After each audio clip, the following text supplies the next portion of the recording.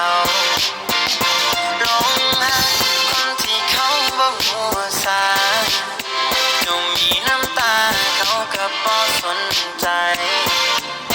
ก็มีแต่อ้ายนี่ล่ะที่คอยเอาใจอ้ายนี่ล่ะที่คอยเทคแค่เจ้าทุกอย่างแต่ก็บ่เคย